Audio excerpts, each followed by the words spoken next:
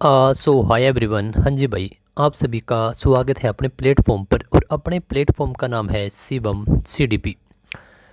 तो मेरे प्यारे दोस्तों, मेरा नाम है रेमी RAMMY ढुल। ढुल मेरा सरनेम है भाई और हरियाणा से मैं हूँ। और मैंने आपके साथ प्रॉमिस कर रखा है, एक वायदा कर रखा है कि भाई 30 में से 30 आपका एच टेट हो, सी टेट हो, रीट हो, बिहार टेट हो, यूपी टेट हो, MP टेट हो, कोई भी टेट हो, ठीक है। ज़्यादा कैंडिडेट यहाँ पर सी टेट के लिए आते हैं या फिर एच टेट के, क्योंकि मैं हरियाणा से हूँ तो जाहिर सी बात है कि जिस स्टेट से आप होते हैं तो उसके तो आते ही हैं, साथ में और भी आते हैं। तो भाई 30 में से 30 नंबर एक बात। नंबर दूसरा, देखो कोई कोर्स नहीं खरीदना है। अगर अभी तक नहीं खरीदा, आप खरीदने की सोच रहे थे, तो मैं तो आपको यही बोलूँगा कि भाई 2 4 5 10 हज़ार रुपये लगाने की बजाय ना कोई कोर्स खरीदो। कोई किताब नहीं है तो कोई प्रॉब्लम नहीं है, जस्ट 50 60 रुपये लगा कर एक अच्छी सी नोटबुक ले आओ, चाहे 100 रुपये लगे उस पर दो, और एक पेन ले आओ। जो मैं आपको लेक्चर प्रोवाइड करवा रहा हूँ इसके नोट्स बना लीजिए, और फिर इसके 1 बाय 1 करके आप multiple time 2 time 3 time 4 time आप रिवीजन करो। 30 में से 30 बहुत सारे कैंडिडेट के यहाँ पर फ्री ऑफ कॉस्ट आते हैं, तो आपके भी आएंगे, 101% आएंगे। हम टारगेट कर रहे हैं भाई आपके 30 में से 30। और आज हम पढ़ेंगे एडवर्ड L थोरनडाइक, ठीक है। इसने देखो बहुत सारे मनोवैज्ञानिक हैं, तो हम 1 बाय 1 कर हम पढ़ रहे हैं। लगभग 10 मैंने पहले करवा दिए हैं, 11वां 12वां होगा शायद ये, ठीक है।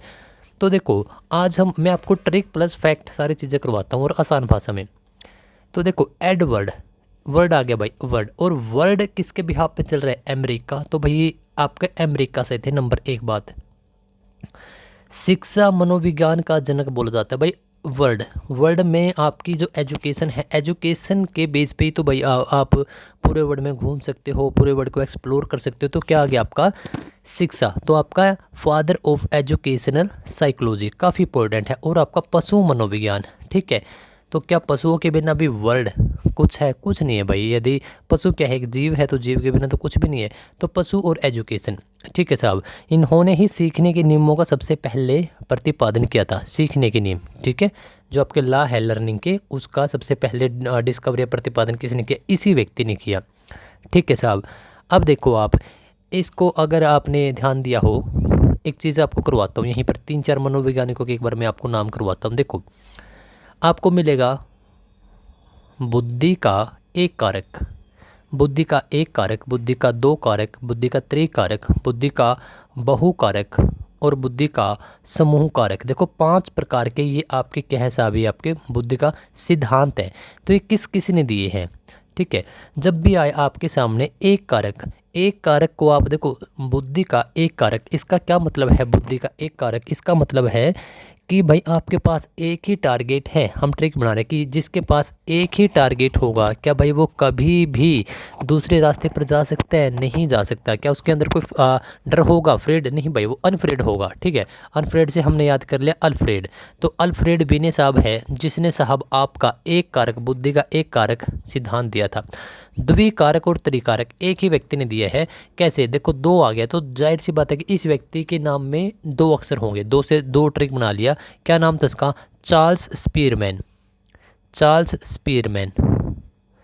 तो अब 2 2 तो भाई बहुत सारे लोगों के नाम में अक्षर हो सकते हैं, लेकिन स्पीरमैन में भी 2 है, यहाँ भी 2। तो इसके नाम में भी 2 अक्षर और जो इसका दूसरा अक्षर है उसमें भी।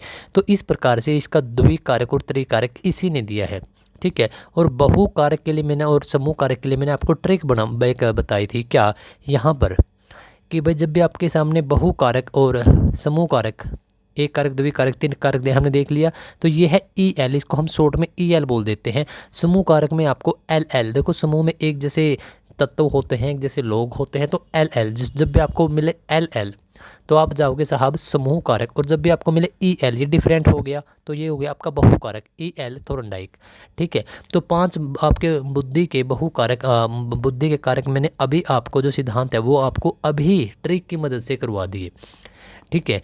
तो आ जाओ भाई, अब आते हैं हम इसके सिद्धांत के जो अन्य नाम हैं उसके ऊपर भी, ठीक है। इसने किस जानवर का प्रयोग किया उसके ऊपर भी आएंगे, ठीक है। EL थोरनडाइक। देखो सबसे पहले हम इसको क्या बोलते हैं? देखो थोरनडाइक, एक बार इसके नाम में देखो थोरनडाइक। थोरनडाइक इसमें क्या आ गया? एक तो आ गया भाई थ्रो और एक आ गया डाई, ठीक है। तो एक बात बताइएगा भाई, थ्रो किस खेल में होता है साहब? क्रिकेट के अंदर होता है। डाई मारना, इस प्लेयर ने डाई मारकर कैच को पकड़ लिया, ये भी इसी के अंदर होता है। तो भाई आपका थ्रो और डाई मतलब क्रिकेट के ऊपर है। और क्रिकेट के लिए हम क्या देते हैं साहब? ट्रायल देते हैं भाई, ठीक है। क्रिकेट के लिए आप क्या देते हो? ट्रायल। और अगर आप बार बार फेल हो रहे हो तो आप ट्रायल एंड एरर, एरर तो आता है। तो ट्रायल एंड एरर थ्योरी इसका सबसे मुख्य नाम है। प्रयास एवं त्रुटि का सिद्धांत किसने दिया? देखो, जब अगर आपको ना ध्यान रहे, बस ट्रायल, ट्रायल कहाँ? क्रिकेट, क्रिकेट में क्या था? थोरनडाइक। और वो आपको ऑप्शन से ही देखने को मिल जाएगा। नंबर एक बात। नंबर दूसरा, इसको साहब हम एस आर थ्योरी बोलते हैं। S R theory, S R bond theory, stimulus response, ठीक है। स्टिमुलस रिस्पॉन्स, दो वर्ड है, पहले एस और फिर आपका आर, ठीक है। ओके, संबंधवाद आपका, इसको भी हम कनेक्शनिज्म भी बोल देते हैं। और देखो, एरर आ गया, आप ट्रायल दे रहे तो बार बार दोगे, मतलब इसमें बार बार दोहराने का काम किया जाता है, ठीक है। तो इसके ये अन्य नाम थे। अब आ जाओ किस जानवर के ऊपर? तो भाई इसने कि भूखी बिल्ली, हंग्री कैट के ऊपर इसने प्रयोग किया था। क्या किया देखते हैं। एक बिल्ली को पिंजरे के अंदर रख दिया, पिंजरे के बाहर एक मरी हुई मछली इसने टांग दी भाई। बिल्ली को विशेष जो पिंजरा है इसको पजल बॉक्स बोलते हैं। तो आता भी है कि थोरनडाइक ने, जो थोरनडाइक है, किस प्रकार के बॉक्स का उस पर एक्सपेरिमेंट किए, पजल बॉक्स, इसमें बंद कर दिया। इसका दरवाज़ा एक लीवर, खटका दबाने से खुलता था। मतलब कि उसके अंदर एक बटन भी लगा दिया, जिसको खटका, हरियाणा में तो खटका बोल रहे हैं भाई, ठीक है। इसने तो दबाने से खुलता था। जो बिल्ली थी उसने मछली की सुगंध ले ली भाई, वो उसको खाना चाहती है, इसलिए वो उछल कूद कर रही है। मतलब कि इसको त्रुटियाँ बोल दिया, एरर एंड त्रुटि, मतलब कि आपका ट्रायल एंड एरर, ठीक है। तो भाई उसने जब वो कर रही थी तो उसका अचानक से पैर उसके ऊपर, खटके के ऊपर या लीवर के ऊपर दबा और भाई वो दरवाज़ा खुल गया। तो निष्कर्ष क्या हुआ कि भाई इस प्रयोग को जब बार बार दोहराया गया तो बिल्ली के द्वारा जो वो उछल कूद कर रही थी, पहले तो मान के चलो कि भाई पहली बार जो बिल्ली उछल कूद कर रही थी तो उसने 5 मिनट में दबाया था, दूसरी बार उसने 4.5 मिनट में। तो इस प्रकार से उसकी जो गलतियां हैं या फिर जो उछल कूद है वो बहुत कम होने लगी थी अब, क्योंकि बिल्ली समझ गई थी कि भाई मेरे को खटका दबाना है। तो इस वजह से इसको हम क्या बोल देते हैं? उद्दीपक। उद्दीपक का क्या मतलब होता है? जो मछली लटकाई गई है, मतलब जिस चीज़ का लालच दिया गया है, जो चीज़ दिखाई गई है, जो ऑब्जेक्टिव है। तो उद्दीपक मतलब कि स्टिमुलस, आपका एस उसने साथ के साथ क्या कर दिया साहब? आपका रिस्पॉन्स आर, मतलब कि आपका स्टिमुलस दिखाकर आपका रिस्पॉन्स है वो आपका साथ के साथ बिल्ली रिएक्ट कर रही है। तो एस आर का इसको बॉन्ड हम बोलते हैं। बताओ अब तक थोड़ा बहुत पल्ले पड़ा या नहीं पड़ा? हो सकता है कि भाई आपने पहली बार इस थ्योरी को पढ़ा, तो भाई देखो टेंशन मत लीजिएगा, ये मत सोचिएगा कि साहब याद नहीं हो रहा है। तो वो 10 क्वेश्चन लास्ट में है, उससे भी कुछ फ़र्क पड़ेगा। और एक बार फिर आपको यही करा दूंगा अभी जस्ट 1 मिनट के अंदर, वो भी आपको बहुत फ़र्क पड़ेगा। देखो इसके जो ये नियम है, ठीक है, ट्रायल एंड एरर का नियम, इसके जो मुख्य 3 नियम हैं, वो 3 नियम कौन कौन से हैं यहाँ पर आ जाओ। मुख्य 3 नियम हैं, वह तत्परता का नियम, अभ्यास का नियम और प्रभाव का नियम।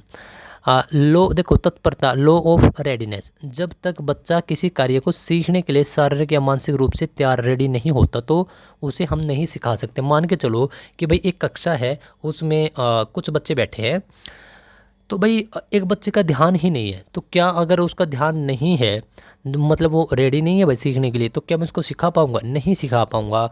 जैसे कि बहुत सारे कैंडिडेट यहाँ पर सीडीपी पढ़ने के लिए आते हैं, कुछ कैंडिडेट वैसे ही चले जाते हैं कि छोड़ो यार अगली बार देख लेंगे। भाई देखो वो रेडी नहीं है, तो रेडी यहाँ पर वर्ड आ गया, लॉ ऑफ रेडीनेस। जब तक बच्चा तैयार नहीं होता तब तक कोई भी हो उसको कुछ सिखा नहीं सकता।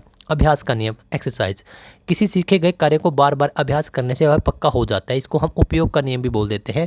और अभ्यास छोड़ने से हम उसे भूल जाते हैं, अनुप्रयोग का नियम। अब आप सीडीपी पढ़ रहे हो, मैंने आपको पहले बोल दिया कि भाई आप नोट्स बना लो। अगर आप नोट्स नहीं बनाओगे, अगर आप बार बार रिवीजन नहीं करोगे तो क्या होगा? हम उसको भूल जाएंगे, ठीक है, और आपको पेपर में फिर दिक्कत आएगी। ये एक एग्जाम्पल है। प्रभाव का नियम, लॉ ऑफ इफेक्ट, इसे संतोष या असंतोष का नियम भी बोल देते हैं भाई, ठीक है। यदि किसी कार्य को सीखने का परिणाम सुखद या अच्छा होता है, जैसे अब आपने सीडीपी पढ़ा और आपका पेपर में फंस गया, इसका मतलब भाई आपका तो सुखद था, तो बच्चा उसे जल्दी सीख जाता है। परिणाम दुखद होता है तो उसे बच्चा छोड़ देता है, ठीक है। ये आपके 3 प्रकार के थे। आगे आ जाओ भाई, आप ये तो थे आपके प्राइमरी लॉ। बहुत बार पूछा गया है कि E.L. थोरनडाइक, एडवर्ड जो थोरनडाइक है, उसके प्राइमरी जो नियम है वो कितने? तो साहब प्राइमरी वर्ड में आपके जो नियम हैं वो 3 थे, ठीक है। पहले बच्चा रेडी होगा, फिर बच्चे की आप एक्सरसाइज कराएंगे और फिर बच्चे पर संतोष का नियम। इफेक्ट क्या होगा? बच्चा अगर अच्छा परिणाम होगा तो बार बार करेगा, अगर उसका परिणाम बुरा हुआ तो बच्चा उसको बीच में ही छोड़ देगा, ठीक है। अब आ जाओ इसके कुछ सेकेंडरी नियम है। पहले 3 थे, अब 5 हैं। इसमें कौन से भाई आपका? एक तो बहु अनुक्रिया का नियम, हिंदी वाले और इंग्लिश वाले मल्टीपल रिस्पॉन्स। नंबर दूसरा मानसिक स्थिति या मेंटल स्टेट। तीसरा आंशिक क्रिया का नियम, पैरेटल एक्टिविटी। चौथा भाई आपका आत्मीकरण, इसका एनालॉगी, इसको एसिमिलेशन में बोल देते हैं। फिर लास्ट का हिसाब आपका एसोसिएटिव शिफ्टिंग। तो 5 प्रकार के हैं, ये थोड़ी सी डिफ़िकल्ट है, ठीक है। ऊपर वाले बहुत आसान है, ठीक है।